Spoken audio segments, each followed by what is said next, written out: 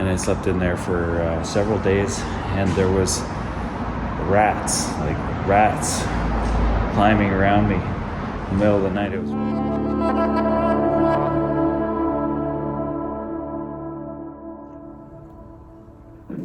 Good morning. I am sleeping downtown Vancouver.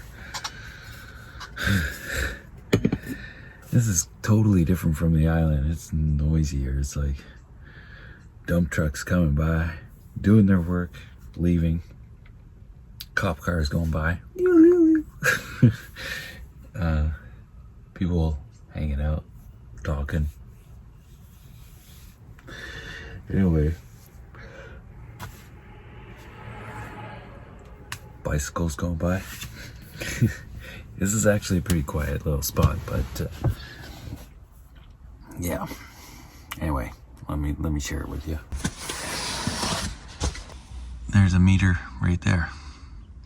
So I'm parked in a metered parking spot, and technically I have to put money in that thing at 9 in the morning. But right now it's just after 7 a.m. 7:17.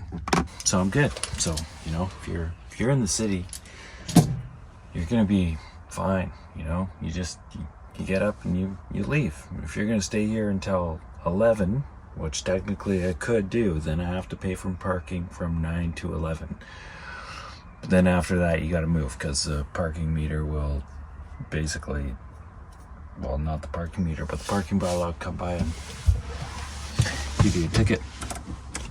Oh, yeah.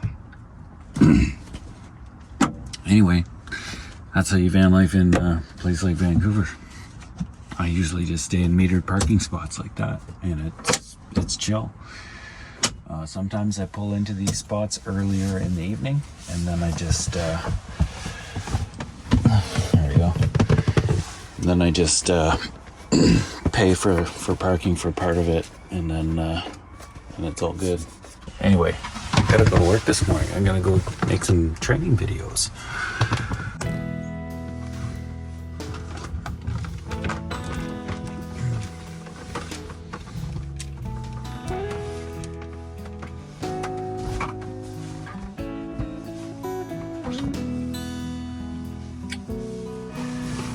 I'll show you the birthplace of where this van was built too, because that's where we're going.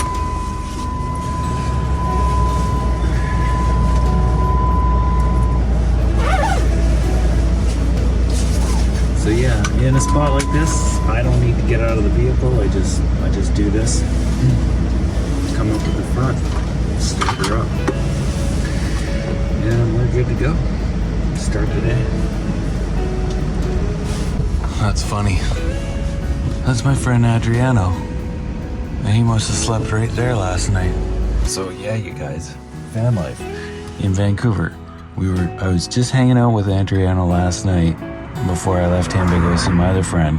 And see, he's doing the same thing I did. He just pulled up to a meter parking spot, and he's downtown, and that's where he slept last night. And you see a little condensation and stuff on his window back there. He's got people running by him. You know, that guy didn't care. So when you're sleeping in a van in the city, it's just like there's stuff going on around you like that, and most people just go right by you. Here comes a big dump truck.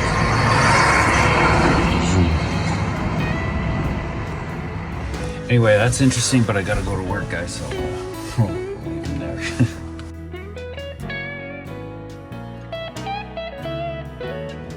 This is where I built my van. I put a table saw on the ground here, and just about every single piece in that van, piece of wood, I built and made right here in this space. And this isn't my sawdust, but you can see other people use this space to do stuff, and there's all kinds of, there's a bar downstairs, but this is the backside of a yoga studio that I used to work at. If you're interested in seeing any of that stuff, some of you guys have already followed all that stuff, but if you want to see some of that footage, go back and check out my build series playlist. There is a bunch of videos in there. I think there's 25 build series videos in that playlist right now. There might be a little bit more. I think there's probably 30. But anyway, yeah, that's where I built this van up. It's right here. All this, made all these things right in here.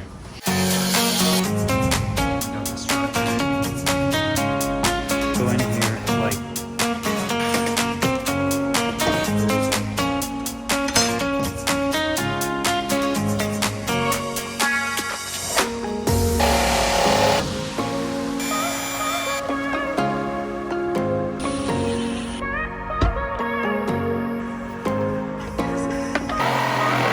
all these up here.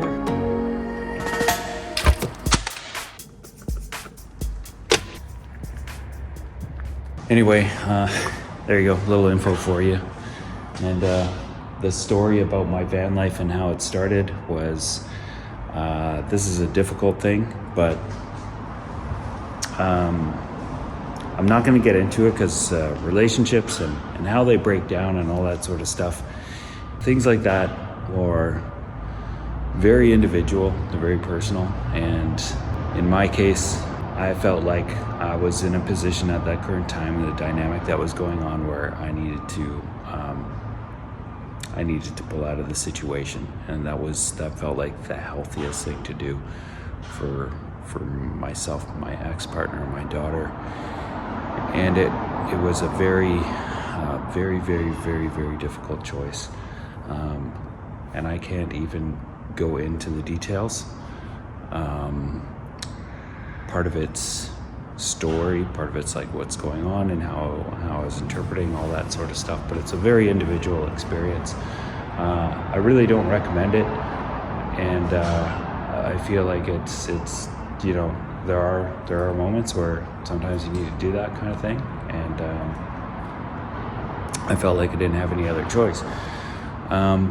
And then, you know, time goes by at this point, and it's kind of like, well, okay, like, you know, we're in a better place, and myself and my ex, even though, you know, we're separated by an ocean,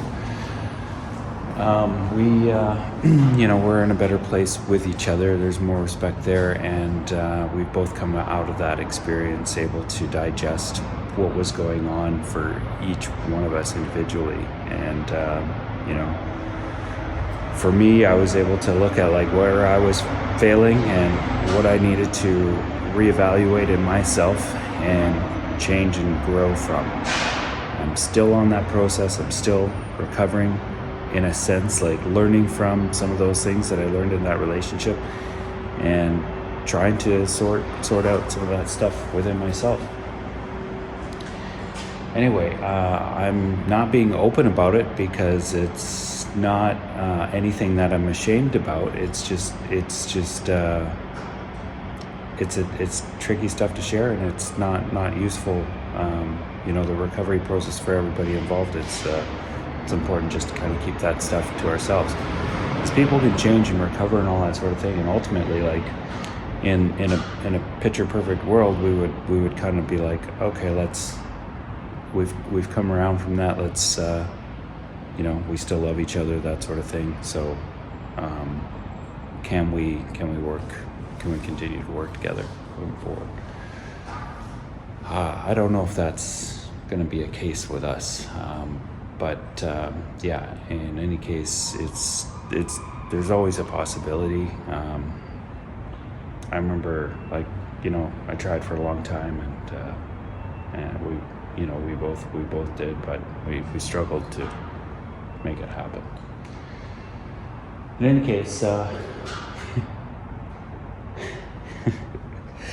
almost shared a bit more info than I wanted to there, but when that happened, I didn't have anywhere to go. I couldn't afford to rent a place on my own initially. Like, I had nowhere to go, no friends to go to, none of that stuff. I was totally on my own. When that first happened, I didn't have anywhere to sleep. So there's a door up there, and you can see there's a beginning of a ramp right there. and it goes up. And it used to be an old ramp for people to drive up onto the roof of this building, but this room is just basically built of concrete and plywood, and it goes to the back and it levels out, but it gets narrower in the back of that room. And it's just construction material. It's like 2x4s and plywood and old light fixtures and just complete junk in there, really. But there was an old couch in the back, and it was on a slant, and I went in there and kind of leveled it out, and the ceiling was about this far away from my face, and I slept in there for several days, and there was rats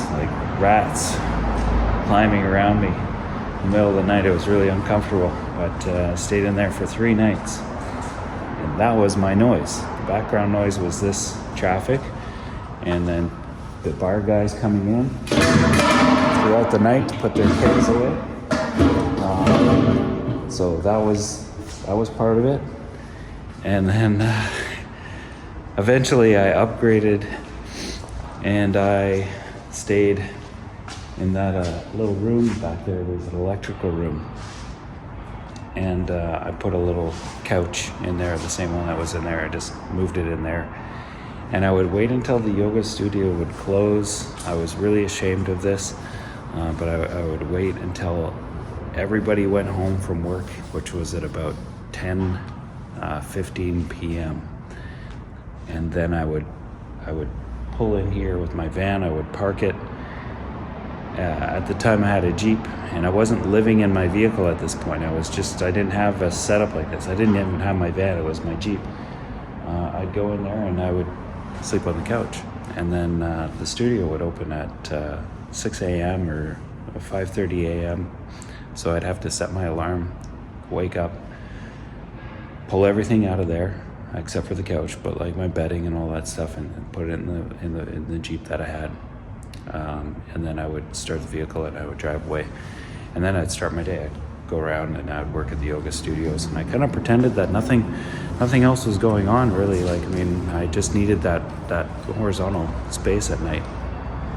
But I slept in that electrical room like that for the better part of 3 months. After a couple nights in there, I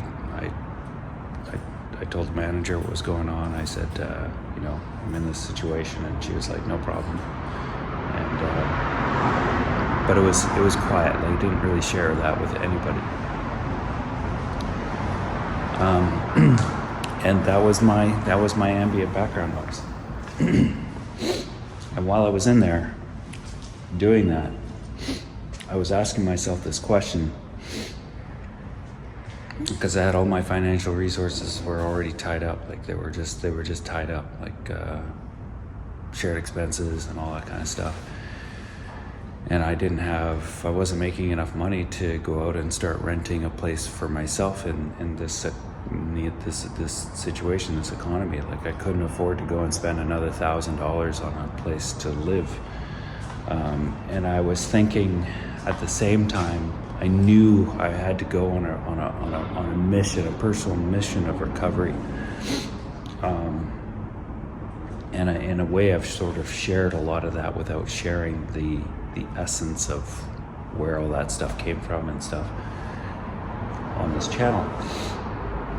But in any case, I don't know. I had to make some decisions, and I started looking into van life because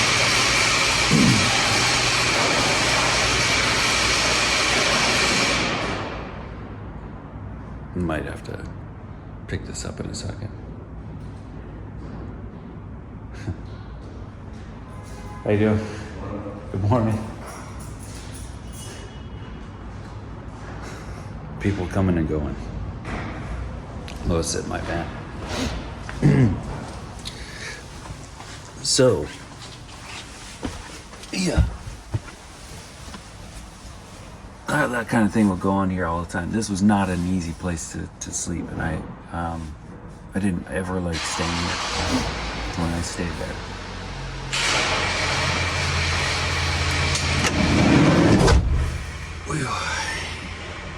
In any case, I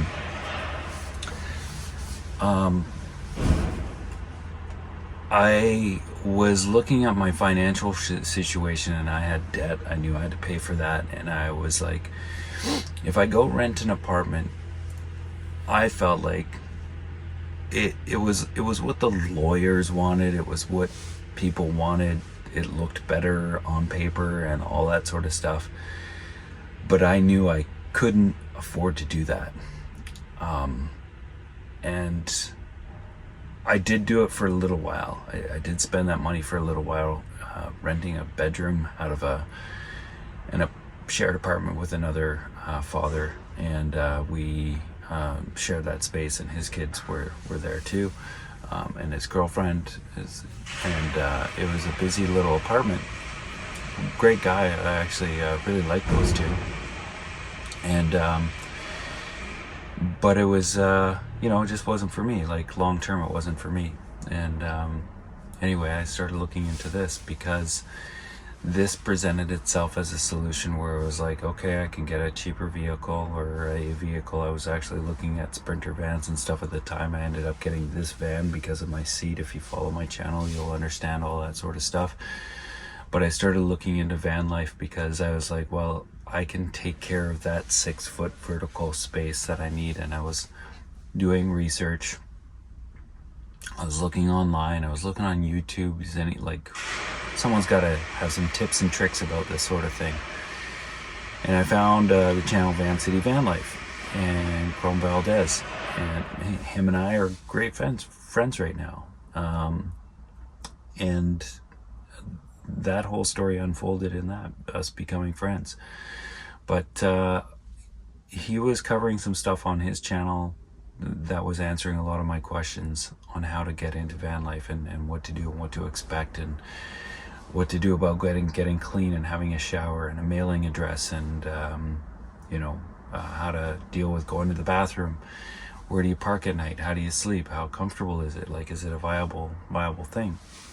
And it turns out like it was. And so I was like, okay, well, I'm going to make that choice.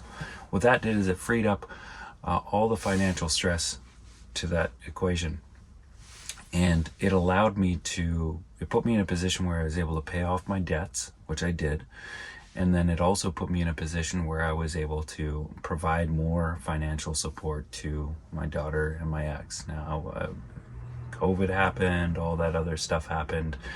That was completely unexpected. It happened after it was out of my control, and I got into a very, very, very challenging financial position where my entire career just folded. Like, this job that I used to work at just crumbled to the ground, and that was it. Everything was slow everywhere else, and I had the odd little job here and there, but things were so impossibly slow for the longest time. You guys have been through it all in your own way. Anyway, I found myself in a position where I was just like inching by, but I was so grateful that I had this vehicle and I was building it out. I really, I remember when COVID happened and there wasn't really anything going on, I put a lot of energy into finishing this van. That's when I really started ramping up the construction of it. And I wasn't busy doing anything else, so I was just in here, and there was nobody else here, and it was quiet in this space, and I got a lot of work done. Anyway, that's a rant and a half. I wasn't expecting to go there. Thought maybe we would get into some other stuff in this video, but I think maybe I should wrap it up there. I'm gonna have to go off and do some training and training videos today, so I'm gonna be using my camera, filming, using some of my tools, so doing some of the work that I used to do, and I'm going to make some videos on how to do some of that stuff, so that the new guy that's in that position has some material to work on, and then also the company at large, down the road, through movement, when that guy moves on or somebody else comes on board and they got to train somebody else, or there's just a manager of a studio that wants to better understand a piece of equipment, they'll have this video that they can go look at. Oh, that's how that piece of equipment works. That's what it's doing. That's the kind of maintenance that's required for that thing to carry on working. It's like the equipment in here. Max air fan, fridge, heater, all that stuff requires maintenance. And so I did some maintenance, Zen and the Art of Van Maintenance or something like that a while back. If you want to check that out, I did some of that kind of work in that. But anyway, that's it, guys. That's big. That's a big chat, I feel like. Anyway, I'm going to be in Vancouver for a little while longer. I guess we're going to pick this up again and share some of the other things that I'm kind of doing here, and hopefully a little bit of foraging at the same time. But there you go. We'll see you soon.